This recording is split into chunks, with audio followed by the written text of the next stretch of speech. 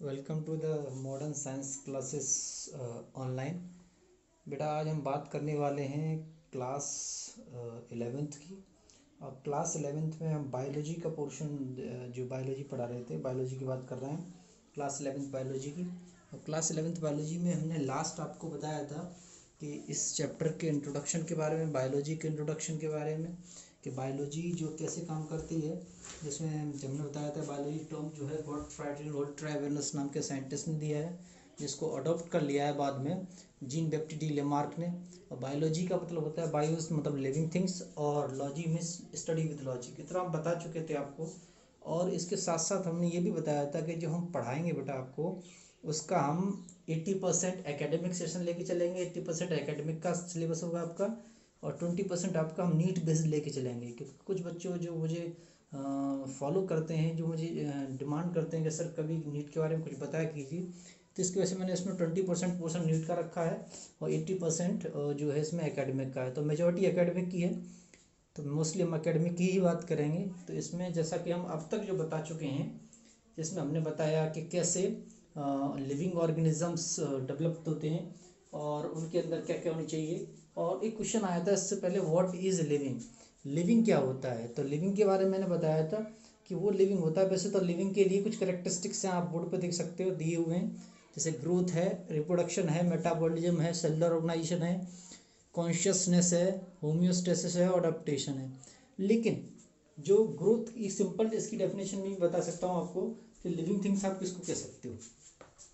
अगर आप simple definition की बात करेंगे तो सिंपल डेफिनेशन मैं आपको एक शॉर्टकट तरीका बताता हूँ। शॉर्टकट तरीका ये है कि आप कह सकते हो जो ग्रोथ करते हैं और जो ग्रोथ करें, ठीक है, जो ग्रोथ करते हैं, जो लिविंग बीइंग ग्रोथ करते हैं और रेस्पिरेशन करते हैं। एक पॉइंट और हम जोड़ते हैं इसमें, रेस्पिरेशन।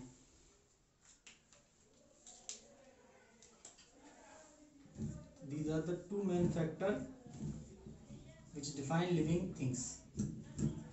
तो रेस्पिरेशन और जोड़ते हैं इसमें। तो जो ग्रोथ करते हैं और जो रेस्पिरेशन करते हैं, इन शॉर्ट टर्म इसको आप बोल सकते हो, ठीक है। तो उनको हम क्या बोलेंगे, उनको हम बोलेंगे लिविंग थिंग्स। ये सिंपल तरीका है। वैसे तो सारी चीजें हैं, अब आपको बाकी चीजें मैं क्यों नहीं बोल रहा, बाकी चीजें इसलिए नहीं बोल रहा मैं क्योंकि बाकी चीजों को भी हम क्रॉस करते चले जाएंगे, कुछ सब में डाउट निकलेगा। जैसे रेस्पिरेशन में कोई डाउट नहीं कि लिविंग ऑर्गेनिज्म ही करता है, नॉन लिविंग नहीं करता है। ग्रोथ में कोई डाउट नहीं कि लिविंग ऑर्गेनिज्म ही करता है। हाँ, एक डाउट है, कुछ नॉन लिविंग ऑर्गेनिज्म ऐसे हैं, आपकी एनसीईआरटी में मेंशन है, जो ग्रोथ करते हैं, बट वो ग्रोथ पर्टिकुलर नहीं होती है। इस ग्रोथ के अलग अलग नाम है, ग्रोथ आउटर होती है और इनर होती है। तो इसको एक्सटर्नल ग्रोथ और इंटरनल ग्रोथ बोलते हैं। फिर आता है रिप्रोडक्शन। रिप्रोडक्शन की भी बहुत सारी इसमें मिथ्स हैं। जैसे म्यूल्स जो होता है, खच्चर होता है, रिप्रोडक्शन नहीं करता बट वो लिविंग थिंग्स है। तो कुछ करेक्टर्स ऐसे आएंगे इसमें, आपको देखोगे जो पर्टिकुलर करेक्टर्स आएंगे, हम कुछ को ही सही तरीके से कह सकते हैं कि ये हाँ लिविंग थिंग्स के करेक्टरिस्टिक्स हैं। बट यहाँ पे चूंकि हमें दिए हैं सारे, तो सारे के बारे में पढ़ना है।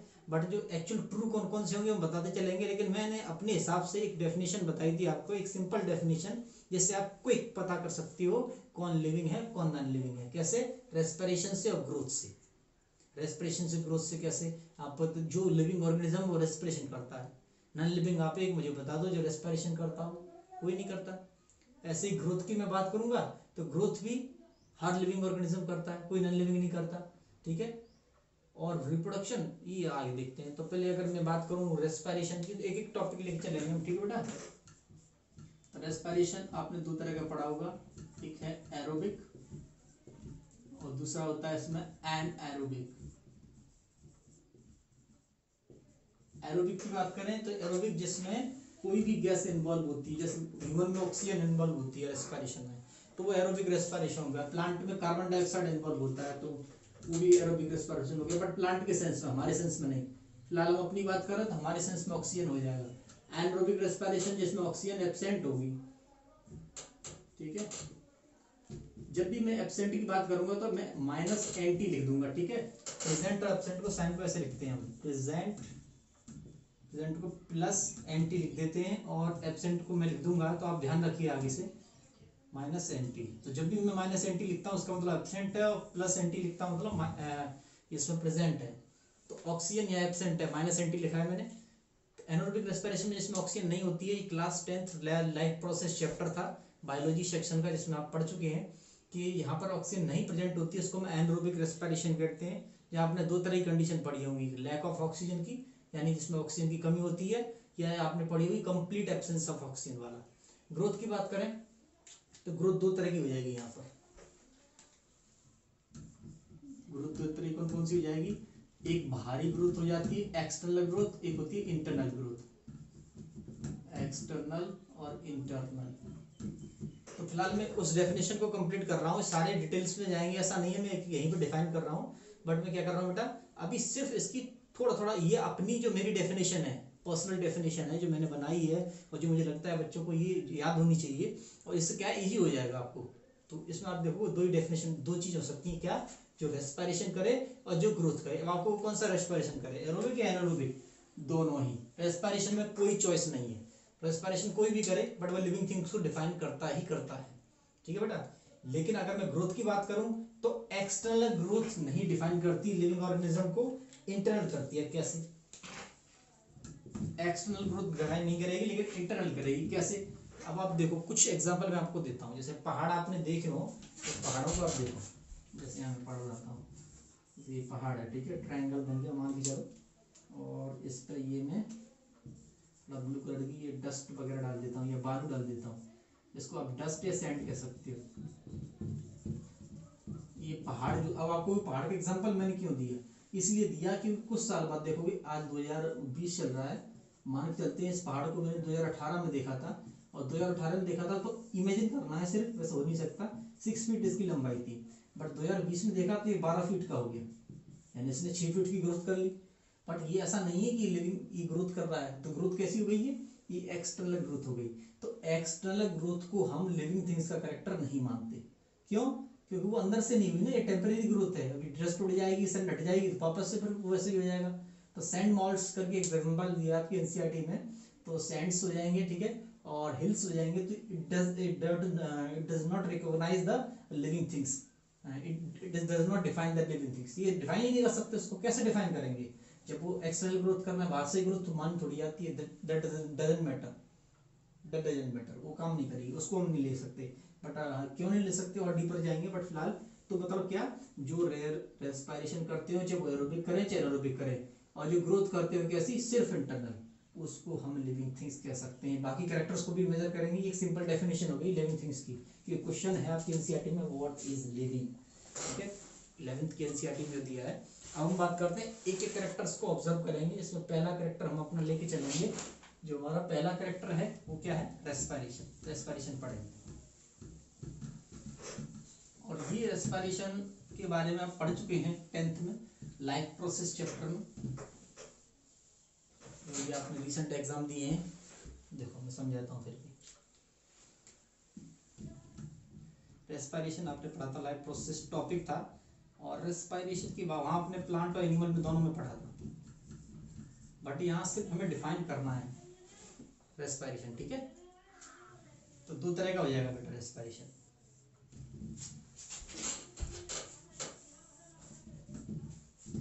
कुछ नया नहीं है, वही रेस्पिरेशन है, बस थोड़ा सा चेंजेस करेंगे, उसमें थोड़ी नई चीज ऐड करेंगे, एरोबिक रेस्पिरेशन और एनारोबिक रेस्पिरेशन। एरोबिक की बात करें तो एरोबिक कैसा होता है, जिसमें ऑक्सीजन प्रेजेंस होती है,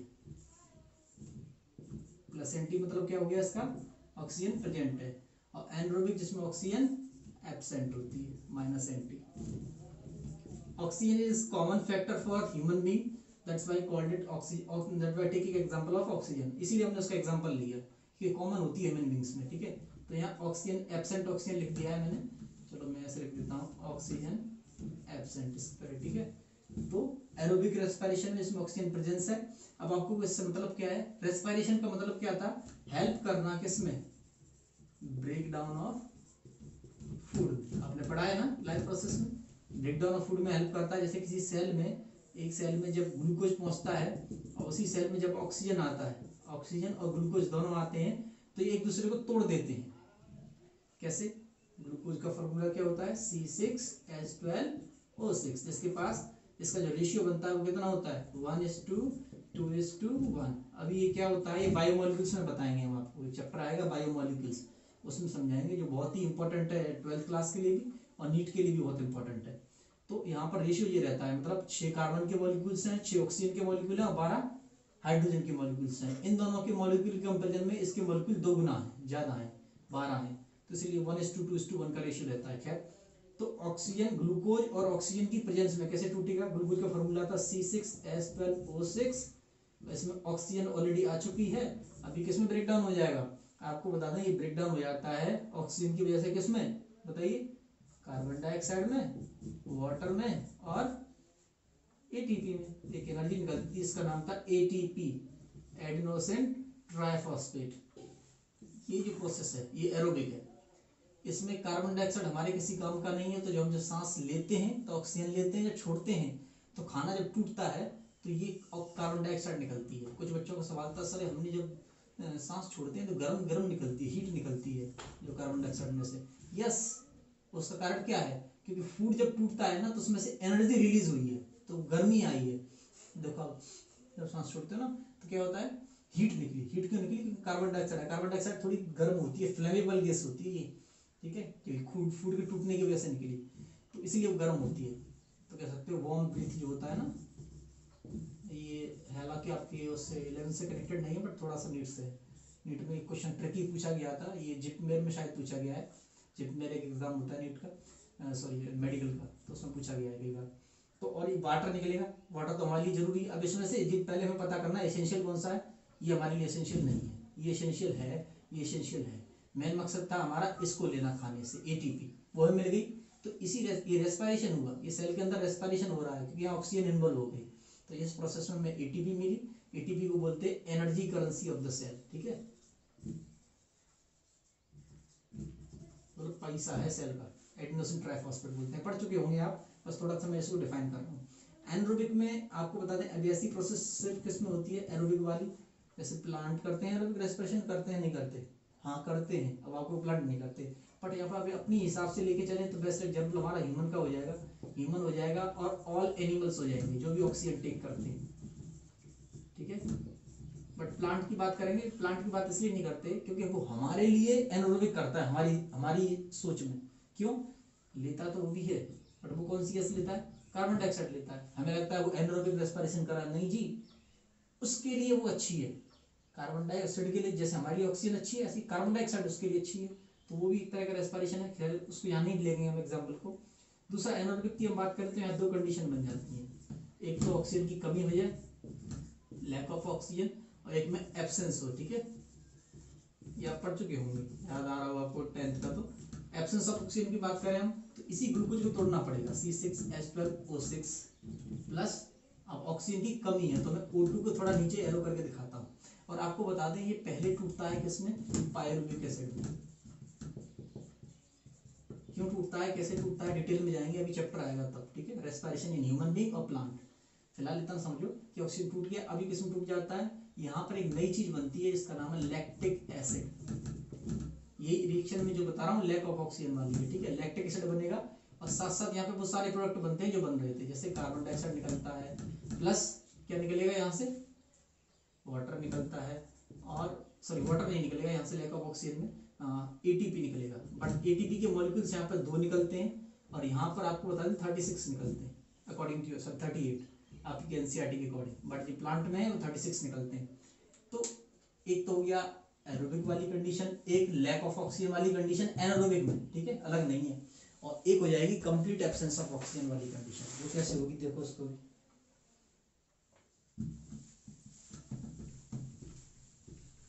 ये एनारोबिक के इससे है, ठीक है, एक लैक ऑफ ऑक्सीजन हो गया और दूसरा क्या हो जाएगा बेटा?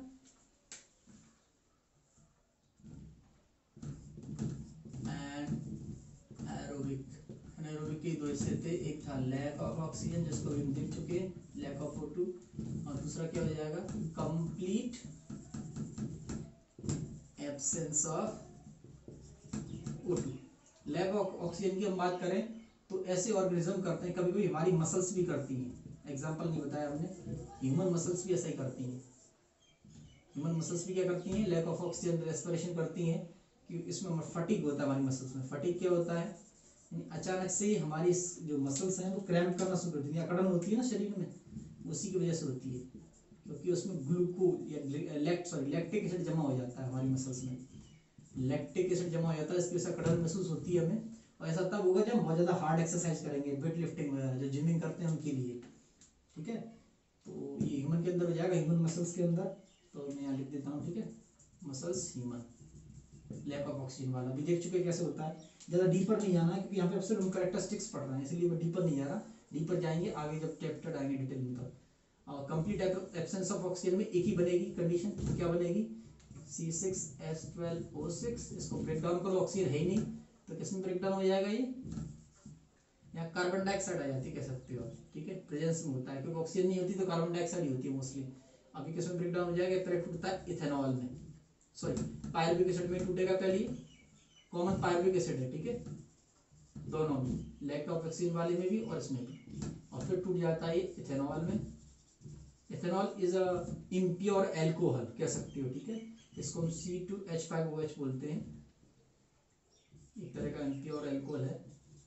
बाद में एल्कोहल कन्वर्ट हो जाता है, ethanol plus carbon dioxide plus ATP।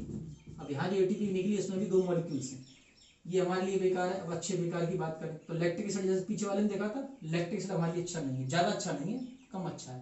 Carbon dioxide वैसे भी नहीं चाहिए हमें, ATP चाहिए तो इससे नहीं लीजिए। यहाँ क्या क्या अच्छा है हमारे लिए, ये भी अच्छा नहीं है, ये भी अच्छा नहीं है, ये अच्छा है हमारे लिए, तो हमें यहाँ सिर्फ ATP चाहिए। आपको बता दें ऐसा जो रेस्पिरेशन होता है सिर्फ बैक्टीरियाज करते हैं, यीस्ट करता है, जिनको ऑक्सीजन की जरूरत नहीं होती है, जो सेप्रोफाइटिक होते हैं, ठीक है।